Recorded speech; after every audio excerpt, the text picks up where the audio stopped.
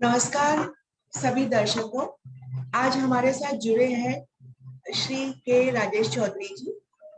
Sir, welcome welcome to our channel and नमस्कार। Welcome हमारे गुरु पूर्णिमा series में। सो ये हिंदी वर्जन रहेगा, जिनको हिंदी में देखना है वो ये वर्जन देख सकते हैं। जी सर प्लीज। राइट। नमस्कार शिखा जी और सभी दर्शकों को मेरा प्रणाम। और इस गुरु पूर्णिमा के अवसर पर आप सबको बहुत बहुत बधाई। और जितने भी आपके अलग अलग विषयों के गुरु हैं उन सबको नमन। तो गुरु पूर्णिमा जो है, जनरली हमारे कई चीज़ें जो हम पढ़ते हैं, जैसे ज्योतिष हुआ, जैसे जो हमने पढ़ाई की, राइट, जो अपने हम स्कूल एज से ही गुरु, बहुत से गुरु उसका हमारी लाइफ में रोल रहता है। तो सभी गुरुओं से हम कुछ कुछ सीखते हैं और सबको जो हमारा ऋण है वो हम इसी तरह चुका सकते हैं कि हम उनकी जो हमने उनसे जो विद्या पाई, उनसे जो नॉलेज हमने ग्रहण की, हम उसका सही उपयोग करें और बाकी लोक कल्याण में और लोगों का उससे भला हो, इस तरह से हम उसका उपयोग कर पाएँ। तो यही ईश्वर से प्रार्थना है कि ऐसा चीज़ें संयोग बनाए और ऐसा हमारे को शक्ति दे, थॉट दे, हमारा बुद्धि को इस दिशा में ले जाए कि हम सबका कल्याण के बारे में कुछ करें। तो मैं अपने लिए यही कहूँगा कि मैं बहुत भाग्यशाली था कि मैं श्री वी के चौधरी जी के परिवार में उत्पन्न हुआ और मेरे तो सभी विषयों में वही गुरु रहे। तो गुरु पूर्णिमा का सबसे जो क्लोज, जब से जो नज़दीकी संबंध है वो प्लैनेट मून से है। जनरली हम चंद्रमा को, क्योंकि जो बृहस्पति को गुरु माना गया है, लेकिन चंद्रमा जो है, चंद्रमा हमारा माता को रिप्रेजेंट करता है, माँ को रिप्रेजेंट करता है। तो किसी भी शिशु के लिए, चाहे वो ह्यूमन बीइंग है, चाहे वो एनिमल है, कोई भी है, कोई भी जाति प्रजाति है, उसमें जो माँ है वो उसके लिए प्रथम गुरु होती है और वो उसको सारी वो चीज़ें सिखाती है। सारे अच्छे संस्कार देना ये उसी के हाथ में होता है। सारी वो चीज़ें वो सिखाती है कि वो इस दुनिया में अपना जीवन यापन कैसे कर सकता है। एक स्टेज के बाद स्कूल्स आते हैं, एक स्टेज के बाद बाकी पढ़ाइयाँ आती हैं, लेकिन सबसे पहले जब ये चीज़ें नहीं भी थी, जब सिविलाइजेशन, जब आदिकाल में भी देखें तो माँ ही सिखाती। इवन चाणक्य ने जब पोरस की जो पत्नी थी, वो चाणक्य को अपना धन संपदा और सारे गहने लेकर एक पोटली में बांध के पहुंची और उसने कहा, भाई गुरुदेव, आप सिकंदर को यहाँ आने से रोकना चाहते हैं और आप जो भी कर रहे हैं, मैं उसमें आपका क्या सहयोग कर सकती हूँ। तो उसने उनको अ, अपना धन अर्पण करने की कोशिश की। तो चाणक्य ने उसे उन्हें यही कहा कि माता, ये मुझे नहीं चाहिए, लेकिन तुम्हारा बहुत बड़ा योगदान है भारत को आगे ले जाने में, क्योंकि तुम माँ हो और तुम्हारा जो आगे पुत्र होगा, तुम ये संस्कार उसमें डाल दो, तो वो असली में भारत का भला करेंगे, ना कि जो आप मतलब मुझे धन से मैं कुछ कर पाऊंगा। तो जो माँ की जो टीचिंग्स है, ये पोरस था या कोई और राजा था, मतलब उस समय के जो राजा थे, जो उनकी किसी की वो मुझे याद पड़ता है दृष्टांत। हाँ, तो वो उन्होंने कहा, भाई तुम माँ हो तो माँ का जो कर्तव्य है, अगर तुम राइट संस्कार और यही संस्कार अब अपने पुत्र में दोगी तो वो ज्यादा भला करेगा, ये तुम अपने पास रखो, इसकी हमें जरूरत नहीं। तो माँ का जो रोल है वो आदिकाल से शास्त्रों में सब जगह बिल्कुल मेंशन्ड है कि भाई ये बड़ा इंपॉर्टेंट रोल है। तो मून जो है, अगर हमारा ठीक है, क्योंकि मून जो है वो चंद्रमा जो है हमारा माइंड को, हमारे सोच को, क्या हम सोचते हैं, कैसा हम दूसरों के प्रति भाव रखते हैं, ईर्ष्या रखते हैं, द्वेष रखते हैं, या हम दूसरों का वेलफेयर सोचते हैं, तो ये सारी चीज चंद्रमा की स्थिति पे भी कहीं ना कहीं हमारे जन्म कुंडली में डिपेंड करती है। तो चंद्रमा का सही स्ट्रेंथ में सही जगह पर होना हमें कई चीजों से बहुत बचाता है और कई चीजों में हमें बहुत मदद करता है।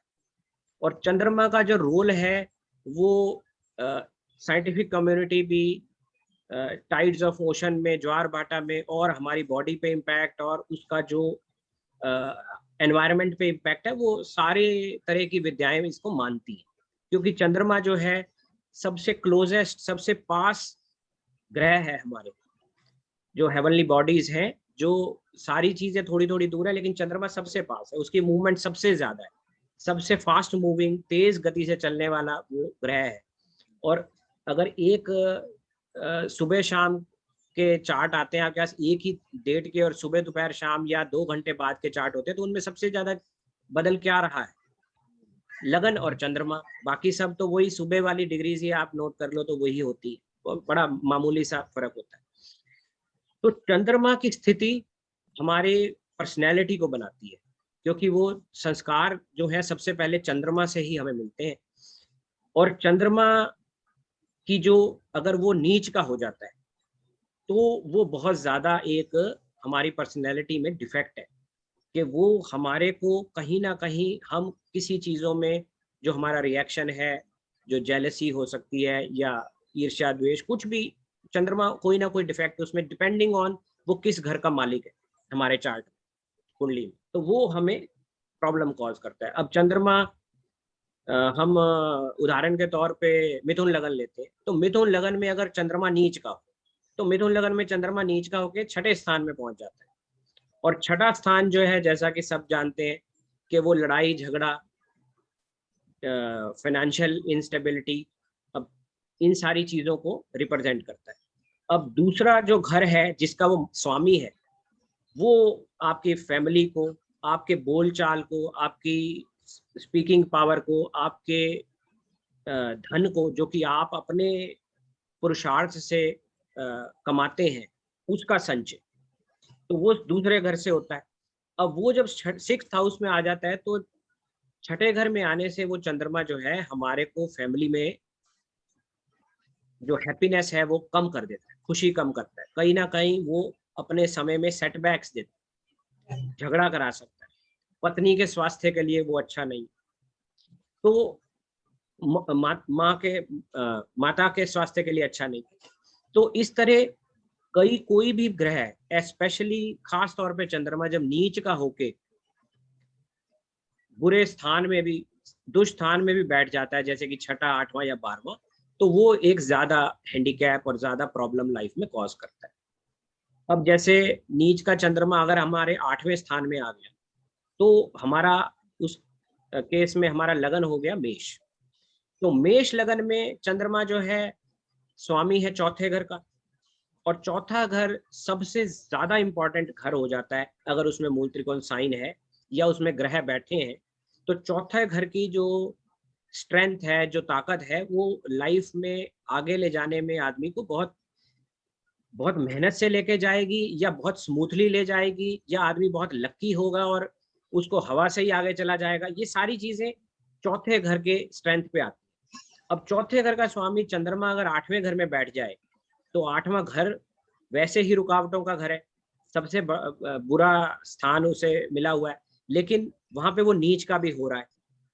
तो चौथे घर से 8वें में आने से वो आपको ऐसे केसेस में विवाह का जो टाइमिंग है उसको बहुत ज्यादा प्रॉब्लम करता है, डिले कर जाता है।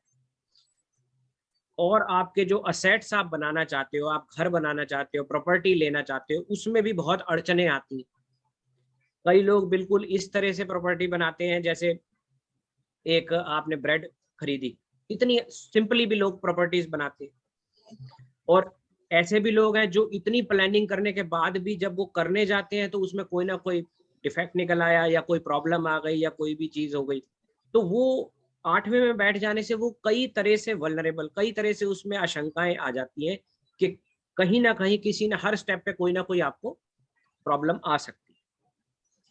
तो ऐसे ही जब नीच का चंद्रमा आपके पहुंच गया 12वें स्थान, तो 12वें स्थान में पहुंचने से लगन हो गया आपका धनु।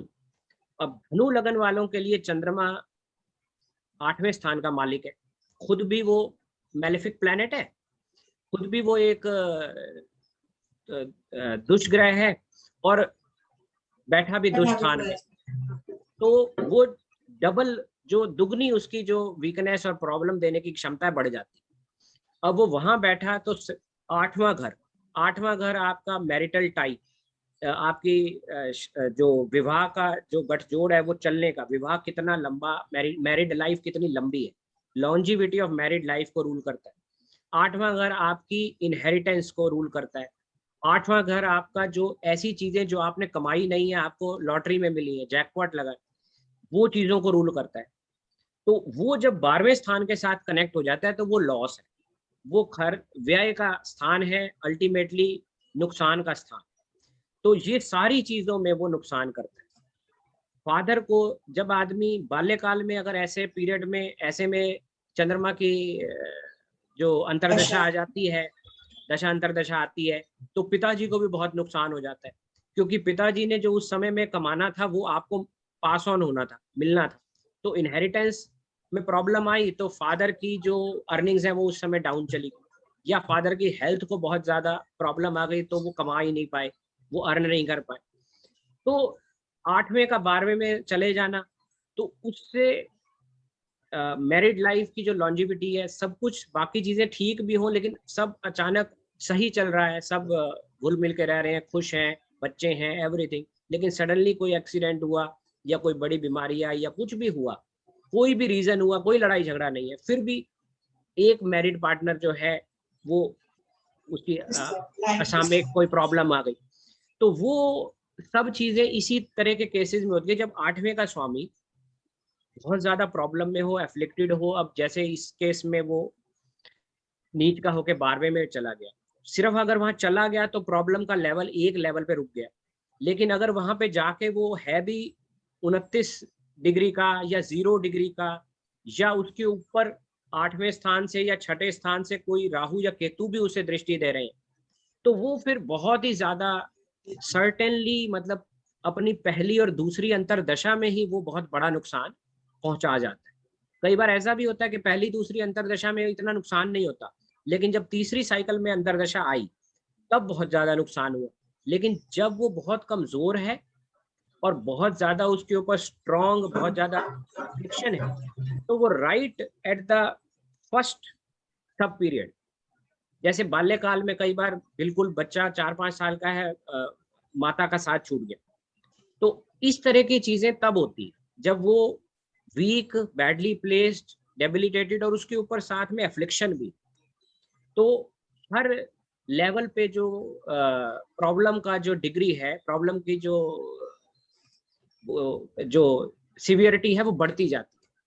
तो हमें जब भी ग्रह कमजोर है और बैडली प्लेस्ड है, अगर वो हमारे लिए फेवरेबल प्लैनेट है तो उसको स्ट्रेंथन जरूर करना चाहिए, क्योंकि जितना भी हम उसको स्ट्रेंथन कर सकते हैं वो हमारे को हेल्प ही करता है। दूसरी चीज एक चंद्रमा के लिए एक और मैं आपको बताना चाहूंगा कि जब भी आप, कई बार होता है अभी हमें अचानक कोई यात्रा करनी पड़ जाती है, तो हम कोई मुहूर्त उसमें नहीं देख पाते, भाई हमें 15 दिन बाद जाना चाहिए या इतने दिन बाद जाना चाहिए, तो हम कम से कम एक चीज रखें कि चंद्रमा हमारा 6ठे, 7वें, 8वें में ना हो, 9वें में आ जाए तो फिर अगर 2-3 दिन की यात्रा है तो 9, 10, 11 में वो गोचर करेगा और आप घूम के वापिस आ गए, काम करके आ गए। और अगर वो ज्यादा लंबी यात्रा है तो आप ऐसी टाइमिंग करें कि चंद्रमा लगन में आ रहा हो, तो वो आपको 12-15 दिन मिल जाते हैं कि वो अच्छे स्थान पे ही चल रहा है। तो चंद्रमा को जाने के समय टाइमिंग उसकी जरूर देखें। अगर वो 5वें से निकल रहा है और 6ठे, 7वें, 8वें में पहुंच रहा है तो वो फिर अच्छा नहीं है, आपकी जो यात्रा में सफलता है या यात्रा में प्रॉब्लम्स आ जाती है, तो उस चीज का जरूर ध्यान रखें, क्योंकि ये हम 2-3 दिन के नोटिस पे भी देख सकते हैं। और इसमें कुछ एक और जो पॉइंट है मैं बताना चाहूंगा, जो कई बार हम मिस कर जाते हैं, कि चौथा घर और 9वां घर के स्वामी या घर का जो स्ट्रेंथ है वो बड़ी बहुत ही ज्यादा इंपॉर्टेंट है। जब चौथा घर या उसका स्वामी या 9वां घर या उसका स्वामी बहुत ही ज्यादा वीक हो, दुष्स्थान में बैठे हो, उनके ऊपर कोई बहुत एग्जैक्ट सेम डिग्री, 15 डिग्री है तो 13 या 14 डिग्री की एफ्लिक्शन है, तो वो ओवरऑल जो स्ट्रेंथ है, जो चार्ट में जो बाकी ग्रहों का भी जो बल है उसको वो कम करता है, ओवरऑल जो चार्ट की स्ट्रेंथ को कम करता है। और इन्हीं ग्रहों की अगर ये बहुत अच्छी स्थिति में अच्छा बैठे हैं, मजबूत है, तो ये बाकी लोगों, बाकी ग्रहों की कमी को पूरा भी करने में काफी हद तक सफल रहते हैं। 9वां घर और चौथा आपका ठीक है, तो 5वां खराब है, कम है, कमजोर है, तो भी वो आपको उठा लेते। आपकी एजुकेशन जरूरी नहीं है आपने पीएचडी की, लेकिन आप एक लेवल की एजुकेशन कर गए जिससे आप का काम चल रहा, तो वो उसका एक बहुत बड़ा रोल होता है कि लाइफ को ट्रैक पे रखने में।